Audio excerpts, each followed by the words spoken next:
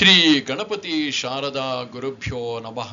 ಶ್ರೋತೃಗಳಿಗೆ ಭಗವದ್ಗೀತೆಯಲ್ಲಿ ಕರ್ಮ ಸನ್ಯಾಸ ಯೋಗವೆಂಬ ಪಂಚಮೋಧ್ಯಾಯದ ಸಂಕ್ಷಿಪ್ತ ಅರ್ಥ ಸಹಿತ ಮೂಲ ಶ್ಲೋಕಗಳ ಶ್ರವಣಕ್ಕೆ ಸ್ವಾಗತ. ಅಥ ಪಂಚಮೋಧ್ಯಾಯಃ ಕರ್ಮ ಸನ್ಯಾಸ ಯೋಗಃ.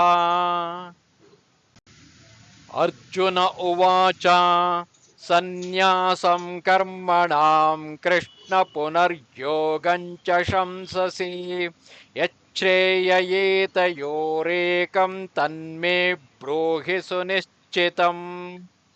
ಅರ್ಜುನನು ಹೇಳಿದನು, ಓ ಕೃಷ್ಣ, ನೀನು ಕರ್ಮಗಳ ಸನ್ಯಾಸವನ್ನು ಮತ್ತೆ ಪುನಃ ಕರ್ಮಯೋಗವನ್ನು ಪ್ರಶಂಸಿಸುತ್ತಿರುವೆ.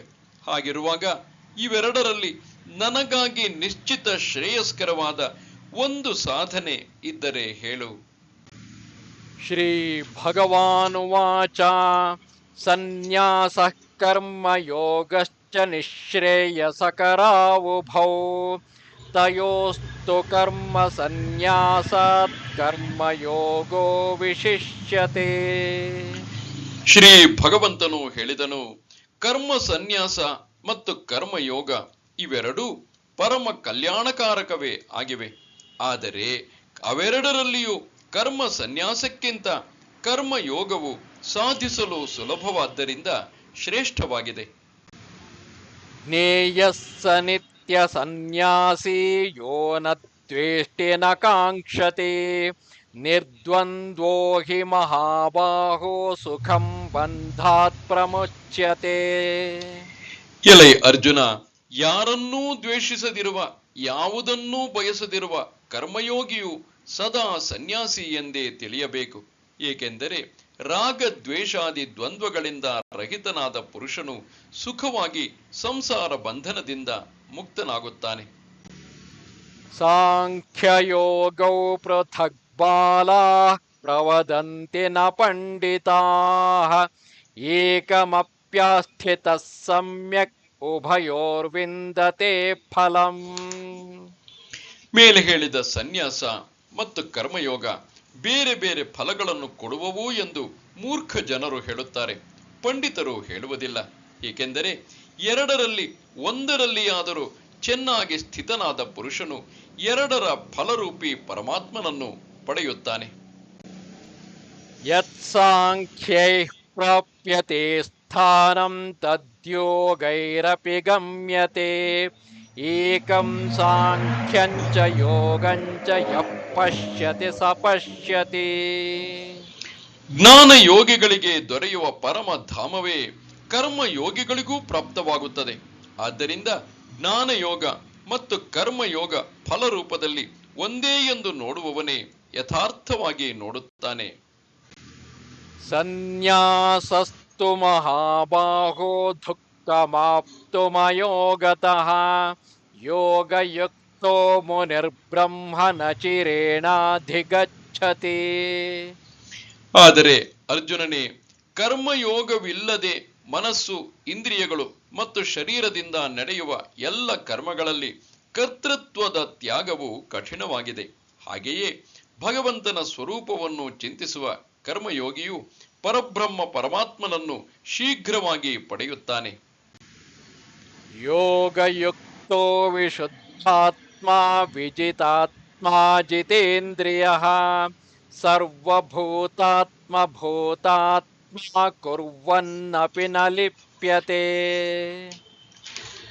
ಯಾರ ಮನಸ್ಸು ತನ್ನ ವಶದಲ್ಲಿದೆಯೋ, ಯಾರು ಜಿತೇಂದ್ರಿಯನೋ, ವಿಶುದ್ಧ ಅಂತಃಕರಣವುಳ್ಳವನೋ, ಹಾಗೆಯೇ ಸಮಸ್ತ ಪ್ರಾಣಿಗಳ ಆತ್ಮರೂಪಿ ಪರಮಾತ್ಮನೇ ಯಾರ ಆತ್ಮನೋ, ಅಂತಹ ಕರ್ಮಯೋಗಿಯು ಕರ್ಮಗಳನ್ನು ಮಾಡುತ್ತಿದ್ದರೂ ಲಿಪ್ತನಾಗುವುದಿಲ್ಲ. ನೈವ ಕಿಂಚಿತ್ ಕರೋಮೀತಿ ಯುಕ್ತೋ ಮನ್ಯೇತ ತತ್ವವಿತ್ ಪಶ್ಯನ್ ಶೃಣ್ವನ್ ಸ್ಪೃಶನ್ ಜಿಘ್ರನ್ ಅಶ್ವನ್ ಗಚ್ಚನ್ ಸ್ವಪನ್ ಶ್ವಸನ್ ಪ್ರಲಪನ್ ವಿಸೃಜನ್ ಗೃಹ್ಣನ್ ಉನ್ಮಿಷನ್ ನಿಮಿಷನ್ನಪಿ ಇಂದ್ರಿಯಾಣೀಂದ್ರಿಯಾರ್ಥೇಷು ವರ್ತಂತ ಇತಿ ಧಾರಯನ್. ತತ್ವವೇತ್ತ ಸಾಂಖ್ಯ ಯೋಗಿಯು ನೋಡುವಾಗಲೂ, ಕೇಳುವಾಗಲೂ, ಮುಟ್ಟುವಾಗಲೂ, ಮೂಸುವಾಗಲೂ, ಊಟ ಮಾಡುವಾಗಲೂ, ನಡೆಯುವಾಗಲೂ, ಮಲಗುವಾಗಲೂ, ಉಸಿರಾಡುವಾಗಲೂ, ಮಾತನಾಡುವಾಗಲೂ, ತ್ಯಾಗ ಮಾಡುವಾಗಲೂ, ತೆಗೆದುಕೊಳ್ಳುವಾಗಲೂ, ಕಣ್ಣುಗಳನ್ನು ಮುಚ್ಚಿ ತೆರೆಯುವಾಗಲೂ ಇಂದ್ರಿಯಗಳು ತಮ್ಮ ತಮ್ಮ ವಿಷಯಗಳಲ್ಲಿ ವರ್ತಿಸುತ್ತಿವೆ. ಹೀಗೆ ತಿಳಿದು ನಿಸ್ಸಂದೇಹವಾಗಿ ನಾನು ಏನನ್ನೂ ಮಾಡುವುದಿಲ್ಲ ಎಂಬುದಾಗಿ ತಿಳಿಯಬೇಕು. ಬ್ರಹ್ಮಣ್ಯಾಧಾಯ ಕರ್ಮಾಣಿ ಸಂಗಂ ತ್ಯಕ್ತ್ವಾ ಕರೋತಿ ಯಃ ಲಿಪ್ಯತೆ ನ ಸ ಪಾಪೇನ ಪದ್ಮಪತ್ರಮಿವಾಂಭಸಾ. ಎಲ್ಲ ಕರ್ಮಗಳನ್ನು ಪರಮಾತ್ಮನಲ್ಲಿ ಅರ್ಪಿಸಿ ಆಸಕ್ತಿಯನ್ನು ತ್ಯಾಗ ಮಾಡಿ ಕರ್ಮಗಳನ್ನು ಮಾಡುವ ಪುರುಷನು ನೀರಿನಲ್ಲಿರುವ ಕಮಲದ ಎಲೆಯಂತೆ ಪಾಪಗಳಿಂದ ಲಿಪ್ತನಾಗುವುದಿಲ್ಲ.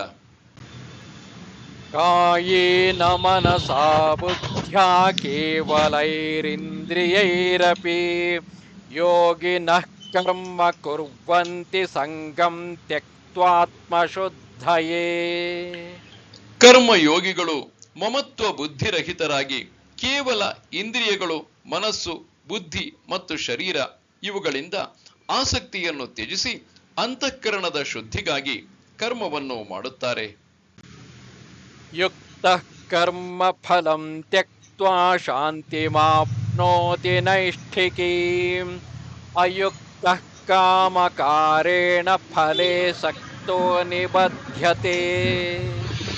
ಕರ್ಮಯೋಗಿಯು ಕರ್ಮಗಳ ಫಲವನ್ನು ತ್ಯಾಗ ಮಾಡಿ ಭಗವತ್ ಪ್ರಾಪ್ತಿರೂಪಿ ಶಾಂತಿಯನ್ನು ಪಡೆಯುತ್ತಾನೆ ಮತ್ತು ಸಕಾಮ ಪುರುಷನು ಕಾಮನೆಗಳ ಪ್ರೇರಣೆಯಿಂದ ಫಲದಲ್ಲಿ ಆಸಕ್ತನಾಗಿ ಬಂಧಿತನಾಗುತ್ತಾನೆ.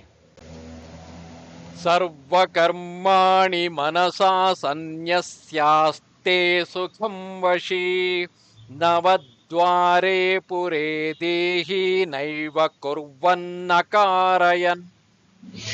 ಅಂತಃಕರಣವು ವಶದಲ್ಲಿದ್ದು ಸಾಂಖ್ಯ ಯೋಗವನ್ನು ಆಚರಿಸುವ ಪುರುಷನು ಯಾವುದೇ ಕರ್ಮ ಮಾಡದೆ ಮತ್ತು ಮಾಡಿಸದೆ ನವದ್ವಾರಗಳುಳ್ಳ ಶರೀರ ರೂಪಿ ಪುರದಲ್ಲಿ ಎಲ್ಲ ಕರ್ಮಗಳನ್ನು ಮನಸ್ಸಿನಿಂದ ತ್ಯಜಿಸಿ ಆನಂದಪೂರ್ವಕ ಸಚ್ಚಿದಾನಂದ ಘನ ಪರಮಾತ್ಮನ ಸ್ವರೂಪದಲ್ಲಿ ಸ್ಥಿತನಾಗುತ್ತಾನೆ. ನ ಕರ್ತೃತ್ವಂ ನ ಕರ್ಮಾಣಿ ಲೋಕಸ್ಯ ಸೃಜತಿ ಪ್ರಭುಃ ನ ಕರ್ಮ ಫಲ ಸಂಯೋಗಂ ಸ್ವಭಾವಸ್ತು ಪ್ರವರ್ತತೆ.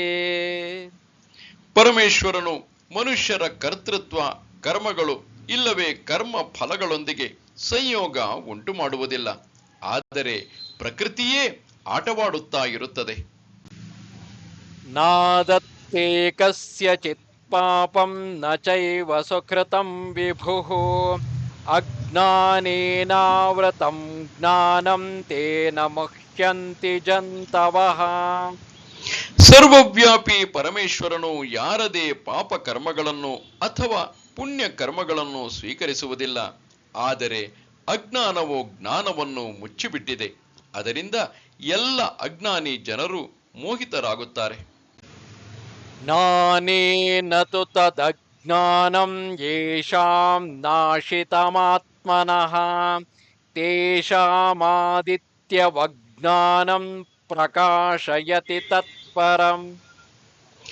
ಆದರೆ ಯಾರ ಆ ಅಜ್ಞಾನವು ಪರಮಾತ್ಮನ ತತ್ವಜ್ಞಾನದ ಮೂಲಕ ನಾಶವಾಗಿದೆಯೋ ಅವನ ಜ್ಞಾನವು ಸೂರ್ಯನಂತೆ ಆ ಸಚ್ಚಿದಾನಂದ ಘನನಾದ ಪರಮಾತ್ಮನನ್ನು ಪ್ರಕಾಶಗೊಳಿಸುತ್ತದೆ.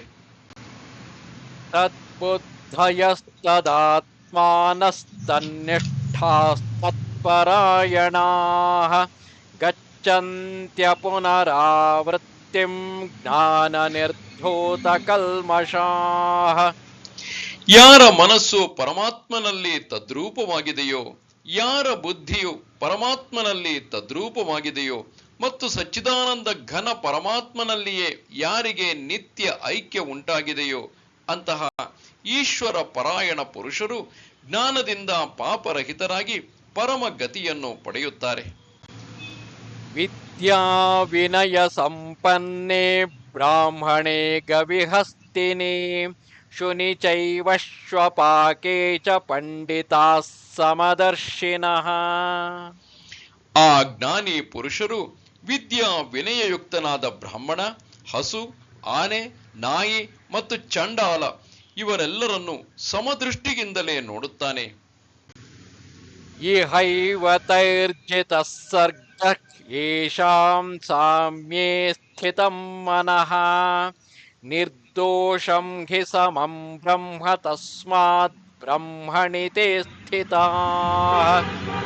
ಸಮಭಾವದಲ್ಲಿ ಸ್ಥಿರವಾದ ಮನಸ್ಸಿನಿಂದ ಅವರು ಈ ಜನ್ಮದಲ್ಲೇ ಸಮಸ್ತ ಜಗತ್ತನ್ನು ಗೆದ್ದಿರುವರು. ಏಕೆಂದರೆ ಸಚ್ಚಿದಾನಂದ ಘನ ಪರಮಾತ್ಮನು ನಿರ್ದೋಷನು ಸಮನೂ ಆಗಿದ್ದಾನೆ. ಆದ್ದರಿಂದ ಅವರು ಸಚ್ಚಿದಾನಂದ ಘನ ಪರಮಾತ್ಮನಲ್ಲಿಯೇ ಸ್ಥಿರವಾಗಿರುತ್ತಾರೆ. ನ ಪ್ರಹೃಷ್ಯೇತ್ ಪ್ರಿಯಂ ಪ್ರಾಪ್ಯ ನೋದ್ವಿಜೇತ್ ಪ್ರಾಪ್ಯ ಚ ಪ್ರಿಯಂ ಸ್ಥಿರಬುದ್ಧಿರ ಸಮ್ಮೂಢ ಬ್ರಹ್ಮವಿದ್ ಬ್ರಹ್ಮಣಿ ಸ್ಥಿತಃ.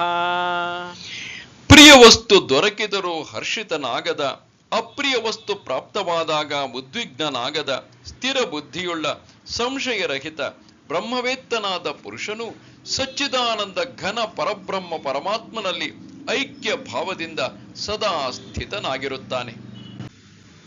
ಬಾಹ್ಯಸ್ಪರ್ಶೇಷ್ವಸಕ್ತಾತ್ಮ ವಿಂದತ್ಯಾತ್ಮನಿ ಯತ್ಸುಖಂ ಸ ಬ್ರಹ್ಮಯೋಗಯುಕ್ತಾತ್ಮ ಸುಖಮಕ್ಷಯಮಶ್ನುತೆ. ಹೊರಗಿನ ವಿಷಯಗಳಲ್ಲಿ ಆಸಕ್ತಿ ರಹಿತವಾದ ಅಂತಃಕರಣವುಳ್ಳ ಸಾಧಕನು ಆತ್ಮನಲ್ಲಿರುವ ಧ್ಯಾನ ಜನಿತ ಸಾತ್ವಿಕ ಆನಂದವನ್ನು ಪಡೆಯುತ್ತಾನೆ. ಅನಂತರ ಅವನು ಸಚ್ಚಿದಾನಂದ ಘನ ಪರಬ್ರಹ್ಮ ಪರಮಾತ್ಮನ ಧ್ಯಾನರೂಪಿ ಯೋಗದಲ್ಲಿ ಐಕ್ಯ ಭಾವದಿಂದ ಸ್ಥಿತನಾದ ಪುರುಷನು ಅಕ್ಷಯ ಆನಂದವನ್ನು ಅನುಭವಿಸುತ್ತಾನೆ. ಯೇಹಿ ಸಂಸ್ಪರ್ಶಜಾ ಭೋಗಾ ದುಃಖಯೋನಯ ಏವ ತೇ ಆದ್ಯಂತವಂತಃ ಕೌಂತೇಯ ನ ತೇಷು ರಮತೆ ಬುಧಃ. ಈ ಇಂದ್ರಿಯ ಮತ್ತು ವಿಷಯಗಳಿಂದ ಉಂಟಾಗುವ ಭೋಗಗಳೆಲ್ಲವೂ ವಿಷಯೀ ಜನರಿಗೆ ಸುಖರೂಪಿಯಾಗಿ ಕಂಡುಬಂದರೂ ಅವು ದುಃಖಕ್ಕೆ ಕಾರಣವಾಗಿವೆ ಮತ್ತು ಅನಿತ್ಯವಾಗಿವೆ. ಆದ್ದರಿಂದ ಅರ್ಜುನನೇ, ಬುದ್ಧಿವಂತ ವಿವೇಕಿ ಪುರುಷರು ಅವುಗಳಲ್ಲಿ ರಮಿಸುವುದಿಲ್ಲ. ಶಕ್ನೋತಿ ಹೈವ ಯಃ ಸೋಢುಂ ಪ್ರಾಕ್ಶರೀರ ವಿಮೋಕ್ಷಣಾತ್ ಕಾಮಕ್ರೋಧೋದ್ಭವಂ ವೇಗಂ ಸಯುಕ್ತಃ ಸ ಸುಖೀ ನರಃ. ಈ ಶರೀರ ನಾಶವಾಗುವ ಮೊದಲೇ ಕಾಮಕ್ರೋಧಗಳಿಂದ ಉಂಟಾಗುವ ವೇಗವನ್ನು ಸಹಿಸಲು ಸಮರ್ಥನಾದ ಸಾಧಕ ಪುರುಷನೇ ಯೋಗಿ ಹಾಗೂ ಅವನೇ ಸುಖಿಯಾಗಿದ್ದಾನೆ.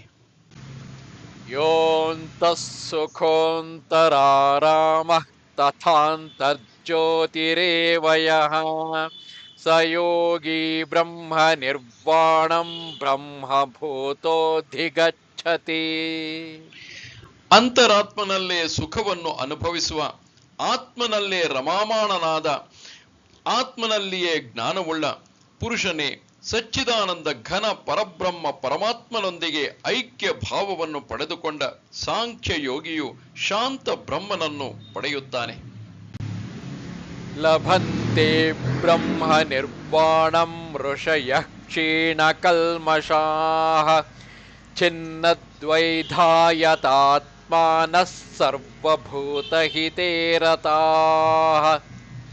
ಯಾರ ಎಲ್ಲ ಪಾಪಗಳು ನಾಶವಾಗಿವೆಯೋ, ಯಾರ ಸಂಶಯಗಳೆಲ್ಲ ಜ್ಞಾನದ ಮೂಲಕ ಅಳಿದು ಹೋಗಿವೆಯೋ, ಯಾರು ಎಲ್ಲ ಪ್ರಾಣಿಗಳ ಹಿತದಲ್ಲೇ ನಿರತನಾಗಿರುವನೋ ಮತ್ತು ಗೆಲ್ಲಲ್ಪಟ್ಟ ಮನಸ್ಸು ನಿಶ್ಚಲವಾಗಿ ಪರಮಾತ್ಮನಲ್ಲಿ ನೆಲೆಸಿದೆಯೋ, ಆ ಬ್ರಹ್ಮವೇತ್ತರು ಶಾಂತ ಬ್ರಹ್ಮನನ್ನು ಹೊಂದುತ್ತಾರೆ.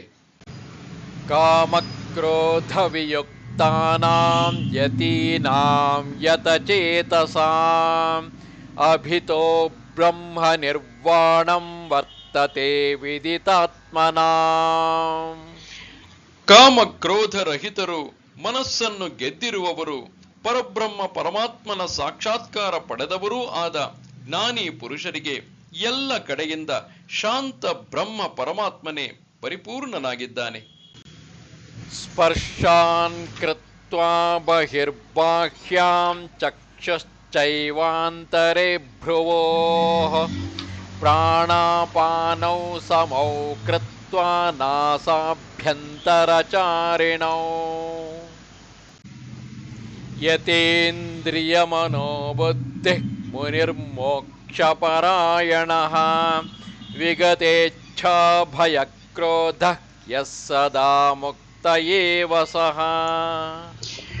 ಹೊರಗಿನ ವಿಷಯ ಭೋಗಗಳನ್ನು ಚಿಂತಿಸದೆ ಹೊರಗೆಯೇ ತ್ಯಜಿಸಿ ದೃಷ್ಟಿಯನ್ನು ಭ್ರೂಮಧ್ಯದಲ್ಲಿ ಸ್ಥಿರವಾಗಿಸಿ, ಹಾಗೆಯೇ ಮೂಗಿನಲ್ಲಿ ಹರಿದಾಡುವ ಪ್ರಾಣ ಮತ್ತು ಅಪಾನ ವಾಯುವನ್ನು ಸಮವಾಗಿಸಿ ಗೆದ್ದುಕೊಂಡ ಇಂದ್ರಿಯ ಮನಸ್ಸು ಬುದ್ಧಿಗಳುಳ್ಳ ಮೋಕ್ಷ ಪರಾಯಣನಾದ ಮುನಿಯು ಇಚ್ಛೆ ಭಯ ಕ್ರೋಧಗಳಿಂದ ರಹಿತನಾದಾಗ ಅವನು ಸದಾ ಮುಕ್ತನೇ ಸರಿ. ಭೋಕ್ತಾರಂ ಯಜ್ಞ ತಪಸಾಂ ಸರ್ವಲೋಕಮಹೇಶ್ವರಂ ಸುಹೃದಂ ಸರ್ವಭೂತಾನಾಂ ಜ್ಞಾತ್ವಾ ಮಾಂ ಶಾಂತಿಮೃಚ್ಛತಿ. ನನ್ನ ಭಕ್ತನು ನನ್ನನ್ನು ಎಲ್ಲ ಯಜ್ಞ ಮತ್ತು ತಪಸ್ಸಿನ ಭೋಕ್ತ, ಸಮಸ್ತ ಲೋಕಗಳ ಒಡೆಯರಿಗೂ ಒಡೆಯ, ಸಮಸ್ತ ಪ್ರಾಣಿಗಳ ಸುಹೃದ ಅರ್ಥಾತ್ ಸ್ವಾರ್ಥರಹಿತ ದಯಾಳು ಮತ್ತು ಪ್ರೇಮಿ ಎಂದು ತಿಳಿದುಕೊಂಡು ಶಾಂತಿಯನ್ನು ಪಡೆಯುತ್ತಾನೆ. ಓಂ ತತ್ಸದಿತಿ ಶ್ರೀಮದ್ಭಗವದ್ಗೀತಾಸು ಉಪನಿಷತ್ಸು ಬ್ರಹ್ಮವಿದ್ಯಾಯಾಂ ಯೋಗಶಾಸ್ತ್ರೇ ಶ್ರೀಕೃಷ್ಣಾರ್ಜುನ ಸಂವಾದೆ ಕರ್ಮಸನ್ಯಾಸಯೋಗೋ ನಾಮ ಪಂಚಮೋಧ್ಯಾಯಃ. ನಮಸ್ತೆ ಶಾರದೆ ದೇವಿ ಕಾಶ್ಮೀರ ಪುರವಾಸಿನಿ ತ್ವಾಮಹಂ ಪ್ರಾರ್ಥಯೇ ನಿತ್ಯಂ ವಿದ್ಯಾದಾನಂಚ ದೇಹಿಮೆ. ನಮಸ್ಕಾರ.